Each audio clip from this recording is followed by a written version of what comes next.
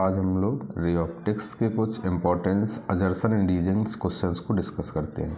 क्योंकि इन क्वेश्चंस में बहुत ज़्यादा गलती होती है तो इनको आप लोगों को थोड़ा ध्यान देना पड़ता है। तो हम पहले क्वेश्चन की तरफ चलते हैं। जैसे अजर्सन दिया हुआ है कि by using parabolic mirrors we can reduce spherical aberrations. Reason दिया हुआ है a parabolic mirror focuses all the rays in a wide parallel beam to a single point on the principal axis. तो यदि हम पैराबोलिक मिरर्स का use करते हैं तो ऑब्वियस सी बात है कि स्फेरिकल एब्रेशंस हमारे कम हो जाते हैं। It reduces the spherical aberrations. तो अजर्सन सही है और इसका रीज़न भी करेक्ट है। तो अगला क्वेश्चन हमारा अजर्सन क्या दिया हुआ है कि एक convex mirror can not form real images. तो अजर्सन सही है, कॉन्वेक्स मिरर से हमेशा वर्चुअल इमेजेस बनती हैं। इसका रीज़न दिया हुआ है कि convex mirror converges the parallel rays that are incident on it. तो ये गलत है। कॉन्वेक्स मिरर पे यदि पैरेलल लाइट रेज इंसिडेंट होती हैं तो वो उनको डाइवर्ज करता है। तो यहाँ पर अजर्सन करेक्ट है और रीज़न फॉल्स है। तो अगला अजर्सन क्या दिया हुआ है हमारा कि ये concave mirror is used as a shaving और मेकअप मिरर। तो ये बिल्कुल करेक्ट है। रीज़न दिया है कि concave mirror forms a magnified and erect image of the face when it is held closer to the face. तो ये दोनों ही आपके करेक्ट हैं और एक्सप्लेनेशन भी यही है। तो assertion and reason both are correct and reason is the correct explanation of the अजर्सन।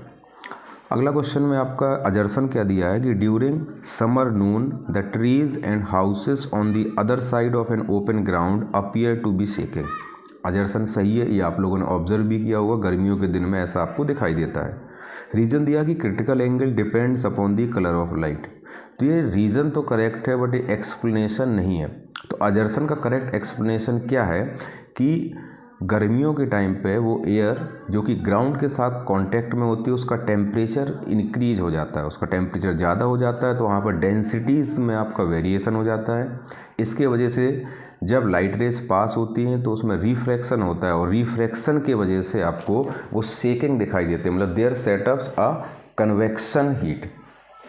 तो यहाँ पर एक एयर कन्वेक्शन प्रोड्यूस हो जाता है या सेटअप हो जाता है, इस वजह से ऐसा होता है। तो आपका जो रीज़न है वो करेक्ट तो है बट अजर्सन को एक्सप्लेन नहीं कर रहा है।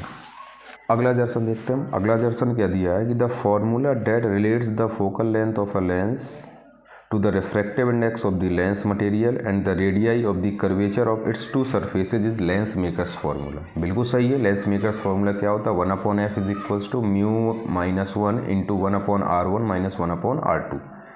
जहाँ पर जो मी होता है it is the refractive index of the lens with respect to surrounding और R1 R2 are the radii of the curvatures of the two surfaces of the lens।